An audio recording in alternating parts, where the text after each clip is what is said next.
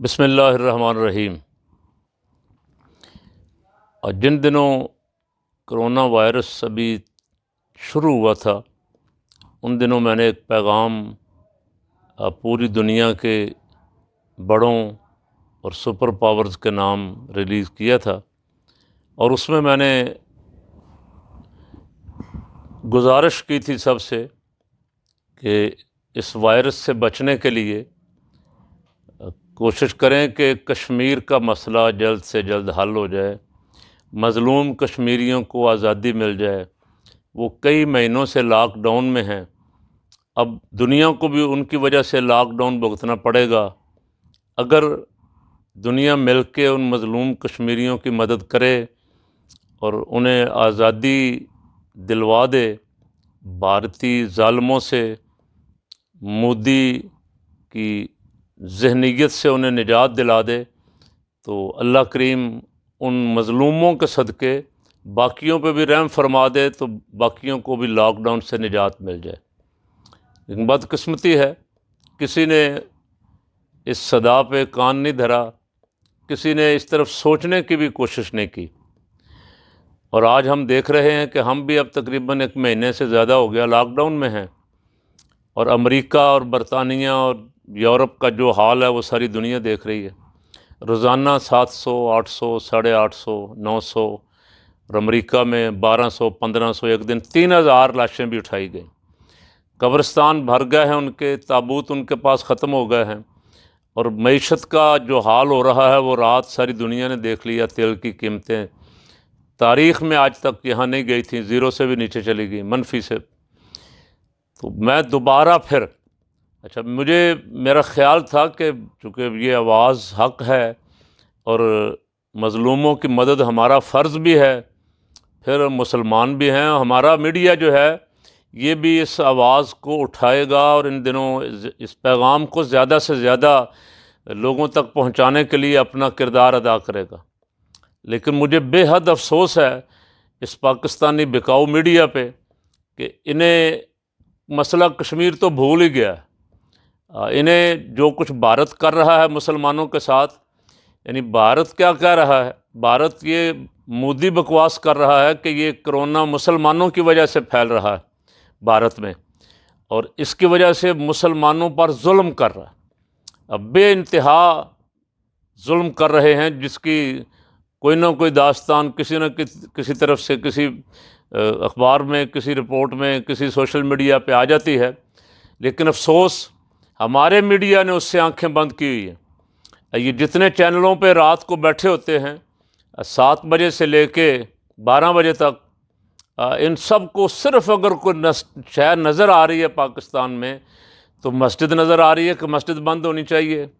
نمازیں بند ہونی چاہیے، جمعہ بند ہونا چاہیے، تراویحیں بند ہونے چاہیے۔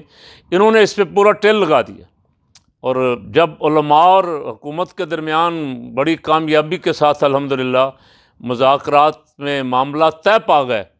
حکومت نے مسجدیں کھولنے کا فیصلہ کر لیا، اور علماء کرام نے تمام احتیاطی تدابیر پر عمل درآمد کرنے کی یقین دہانی کروا دی، اور مساجد تک وہ ضابطہ اخلاق جو ہے وہ بھجوا دیا گیا، اور مساجد کے ائمہ اور خطباء نے اس پہ عمل درآمد شروع کر دیا۔ لیکن میڈیا ابھی تک بھی اسی پہ بولا جا رہا ہے، ان کا درد ختم ہی نہیں ہو رہا۔ پتہ نہیں، مجھے سمجھ نہیں آتی کہ یہ کس طرح کے نام نے آج مسلمان ہیں، کلمہ بھی پڑھتے ہیں، اور کلمہ پڑھنے والا حضور کا کوئی امتی جو ہے جب مسجد بند ہونے کا سنتا ہے تو اس کا دل ایک دم بیٹھ جاتا ہے، اس کو ایک دم افسوس لگتا ہے، یارو ہو ایسے حالات آ گئے، مسجد بند ہوگی۔ لیکن یہ کیسے سخت دل لوگ ہیں، پتھر سے بھی، فرمایا کہ بعض دل پتھر سے بھی زیادہ سخت ہیں، اس لیے کہ بعض دفعہ پتھر جو ہیں وہ بھی پھٹ جاتے ہیں، ان سے بھی پانی کے چشمے بہہ نکلتے ہیں۔ لیکن یہ ایسے پتھر دل ہیں کہ معاملات طے ہونے کے بعد بھی یہ بولے جا رہے ہیں، مسجدوں کے خلاف بولے جا رہے ہیں کہ حکومت نے انتظامی فیصلہ کیا ہے، سیاسی فیصلہ کیا ہے، فلاں کیا، آرڈر کرنا چاہیے تھا، بند کر دینا چاہیے تھا۔ تو میں نے پہلے بھی ایک دن عرض کیا تھا، خدا کے بندو، یہ جس دن بھی عذاب ٹلے گا یہ اللہ کی مہربانی سے ٹلے گا، اللہ پاک کی کرم نوازی سے ٹلے گا۔ یہ جو مسجدوں میں دعائیں کرنے والے، گھروں کی چھتوں پہ کھڑے ہو کے اذانیں دینے والے ہیں، یہ ان کی وجہ سے ٹلے گا، جس دن بھی ٹلے گا انشاءاللہ العزیز۔ تو تم اسے بھی بند کروانا چاہتے ہو تو آخر کیا چاہتے ہو؟ دنیا کو اور اپنے ملکوں کو تباہ کروانا چاہتے ہو کہ یہ تباہ ہو جائیں، ان پہ ایسا عذاب نازل ہو جائے، یہاں ذکر الہی بھی بند ہو جائے، مسجدیں بھی بند ہو جائیں، اذانیں بھی بند ہو جائیں، قرآن کی تلاوت بھی بند ہو جائے، تو میں سمجھتا ہوں کہ ان کو اپنا کردار ادا کرنا چاہیے تھا۔ جتنا انہوں نے پاکستان کا کھایا ہے، کئی لاکھ روپے مہینے کی تنخواہیں لے رہے ہیں، وہ پاکستان کے عوام کے پیسے سے ٹیکسوں سے، جو اشتہار ان کو سرکار سے ملتے تھے، آج کل تو سنا کو تھوڑا ٹائٹ ہیں تو چیخیں مار رہے ہیں،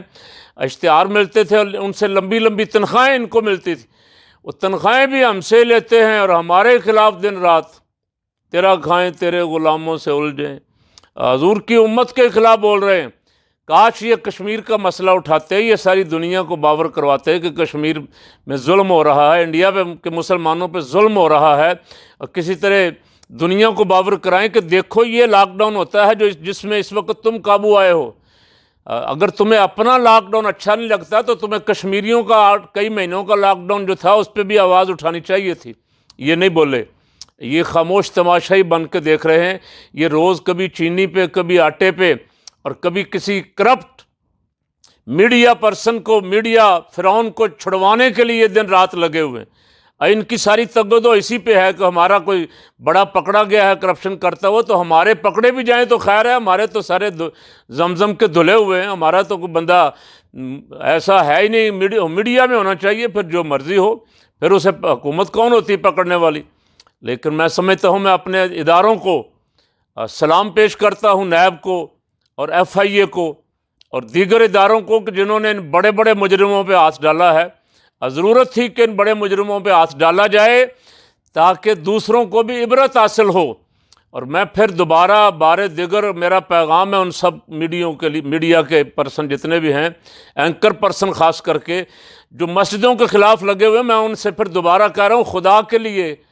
اللہ رسول کے لیے مساجد کی جان چھوڑ دو، کو کشمیر کی بات کرو، کو بھارت پہ مسلمانوں کے خلاف ہونے والے ظلم کی بات کرو، کو اسے اجاگر کرو تاکہ دنیا کو پتہ چلے کہ بھارت میں وہاں ہو کیا رہا ہے۔ دنیا کو سزا کس بات کی مل رہی ہے؟ دنیا کو سزا تو اس ظلم کی مل رہی ہے۔ لوگوں نے کشمیر میں اٹھنے والے جنازوں کا تمسخر اڑایا، بیرونی میڈیا جو ہے اس پہ خاموش تماشائی بنا رہا، سپر پاور جو ہیں انہوں نے توجہ ہی نہیں کی اس طرف۔ آج نتیجہ یہ ہے کہ ان کے اپنے ملکوں میں لاشیں گر رہی ہیں، خوف زدہ ہیں،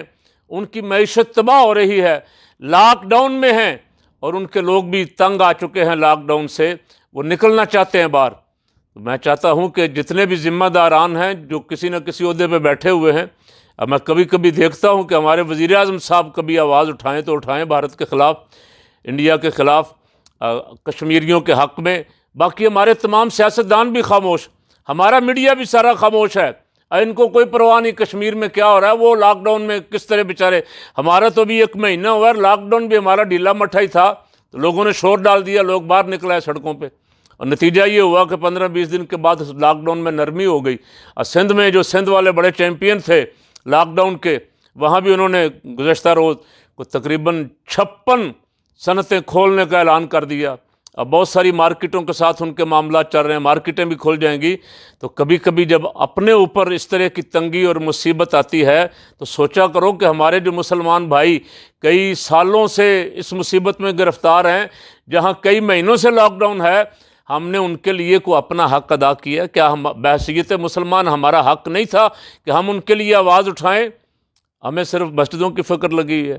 ہمیں صرف یہاں حکومتوں کے جوڑ توڑ کی فکر لگی ہے، ہمیں یہاں صرف فکر لگی ہے کہ کوئی لندن سے آ گیا، کوئی جا رہا ہے، کوئی اس کے خاندان کا فلاں آئے گا، فلاں آئے گا، فلاں اندر ہو گیا، فلاں باہر ہو گیا۔ خدا کے لیے سب سے بڑا مسئلہ اس وقت، کرونا سے بھی بڑا مسئلہ جو ہے وہ مظلوم کشمیریوں کا ہے، جن پہ کئی سالوں سے ظلم ہو رہا ہے، اور اب کئی مہینوں سے وہ لاک ڈاؤن میں ہیں، اور ان کا لاک ڈاؤن بھی آپ کا ہمارے جیسا نہیں ہے۔